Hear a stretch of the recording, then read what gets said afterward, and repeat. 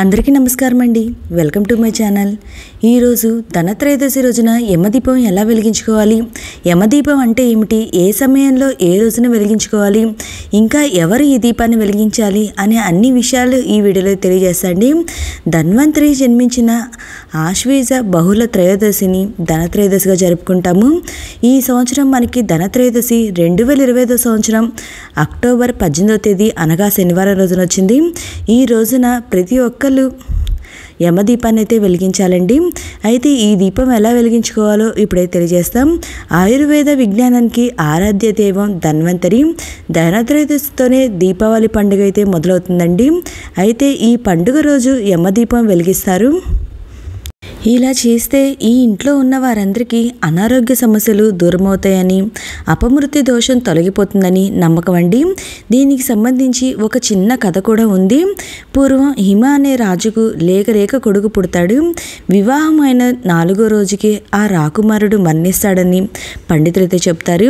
కాలక్రమంలో ఒక రాజకుమారి అతన్ని వరించి పెళ్లి చేసుకుంటుంది. ఆ రాజకుమారిని కూడా హెచ్చరిస్తారు. పెళ్ళైన వెంటనే వైవిధ్యం తప్పదంటారు. అయితే తన భర్తని తానే కాపాడుకుంటానని ధీమాగా చెబుతుందామె. పెళ్ళైన 4వ రోజు రాకుమారుడి గది ముందు బంగారు నగలు, ఇతర ఆభరణాలు రాసులుగా పోసి దీపాలు వెలిగిస్తుంది. లక్ష్మీదేవిని భక్తి శ్రద్ధలతో స్తుతిస్తూ గానం చేస్తుంది. అదే సమయానికి రాకుమారుడి ప్రాణాలు తీసుకువెళ్లేందుకు యముడు పాము రూపంలో వస్తాడు. నగల మీద పడిన దీపకాంతి వల్ల ఆయన కళ్ళు చెదిరిపోతాయి. రాణి పాటలకు మైమరిచిపోతాడు. అప్పటికే మృత్యు గడలైతే దాటిపోవడంతో యముడు శూన్యహస్తాలతో వెనుతిరిగి వెళ్ళిపోతాడని చెప్తారండి. అప్పటి నుండి ధనత్రయోదశి రోజు బంగారం, వెండి ఆభరణాలు కొనుగోలు చేయడం, లక్ష్మీదేవిని పూజించడం, ఇంటి గుమ్మాల బయట దీపాలు వెలిగించడం చేస్తారు అని మన పురాణాలు అయితే చెప్తున్నాయండి. మృత్యుదోషం తొలగిపోయేందుకు పరిపూర్ణ ఆయుష్ కోసం ధనత్రయోదశి రోజు సూర్యాస్తమయంలో ఇంటి ప్రధాన ద్వారం దగ్గర ఈ దీపం అనేది వెలిగించాలి.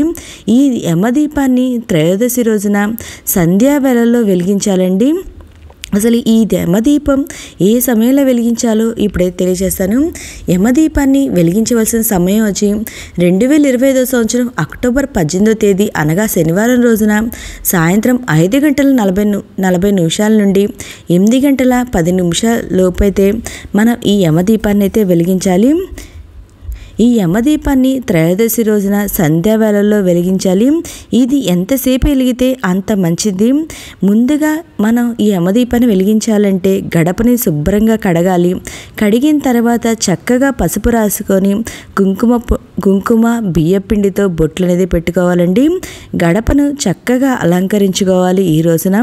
తర్వాత గడప ముందు ఇరువైపులా పసుపుతో అలికి బియ్యపిండితో ముగ్గు అనేది వేసుకొని ముగ్గు పైన పసుపు కుంకుమ అనేది చల్లుకొని వాటిపైన తమలపాకులు అయితే పెట్టుకోవాలి. కుబేర్ ముగ్గు లేదా పద్మం ముగ్గు అయితే వేసుకోవాలండి. వాటిపైన పసుపు కుంకుమ చల్లుకొని తర్వాత వాటిపైన తమలపాకు కానీ ఇత్తడి ప్లేట్ కానీ పెట్టుకోవాలి. ఇలా గుమ్మానికి ఇరువైపులా చేయాలి. ముందుగా ఒక మట్టి ప్రమిద అనేది తీసుకొని దానికి పసుపు రాసి 4 వైపులా 4 బొట్లు అనేది పెట్టుకోవాలండి. మామూలుగా అయితే మనం ప్రమిదికి 3 బొట్లే పెడతాము, కానీ యమదీపానికి మట్టికి 4 బొట్లు అయితే పెట్టాలి. 4 వైపుల బొట్లు 4 దిక్కులు ప్రతీకగా పెట్టుకోవాలి. గుమ్మానికి ఇరువైపులా ఒక వైపేమో కార్తీక దీపం, మరొక వైపేమో యమదీపం అనేది వెలిగించాలి. నేను ఇక్కడ వీడియోలో చూపిస్తున్న విధంగా యమదీపాన్ని అయితే వెలిగించాలండి. నేను ఇక్కడ అష్టదళ పద్మ ముగ్గు వేసుకొని వాటిపైన పసుపు కుంకుమ వేసుకొని 2 తమలపాకులు వేసుకొని వాటిపైన కల్లుప్పు అనేది వేసుకొని వాటిపైన పసుపు కుంకుమ వేసుకొని ఒక ప్రమిదను అయితే పెట్టుకోవాలండి. ఈ ప్రమిదలో 2 ఒత్తులు కలిపి ఒక ఒత్తిగా చేసుకొని అలా 3 దిక్కులుగా 3 ఒత్తులైతే వేయాలి. వేసుకున్న తర్వాత గుమ్మానికి మరోవైపు అంటే దక్షిణం వైపు ఈ యమదీపాన్ని అయితే వెలిగించాలి. మరొక వైపు అయితే కార్తీక దీపాన్ని అయితే వెలిగించాలండి. ఈ దక్షిణం వైపు పెట్టుకున్న యమదీపానికి ముగ్గు పైన ఒక తమలపాకు వేసుకొని దానిపైన కల్లుప్పు కానీ గోధుమలు కానీ వేసుకొని కొంచెం పసుపు కుంకుమ వేసుకొని వాటిపైన ప్రమిదలు పెట్టుకోవాలి.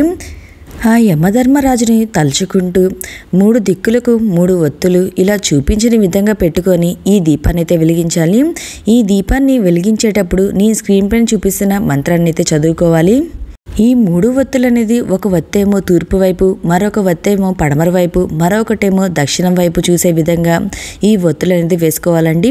నువ్వుల నూనె వేసుకొని ఈ దీపం అయితే వెలిగించుకోవాలి. ఇంకా ఈ యమదీపం ఎవరు వెలిగించాలంటే మన ఇంట్లో ఉన్న పెద్దవారు వెలిగించాలి. చిన్నపిల్లలు ఈ యమదీపాన్ని అయితే వెలిగించకూడదండి. తరువాత బెల్లం ముక్కనైతే నైవేద్యంగా సమర్పించాలండి.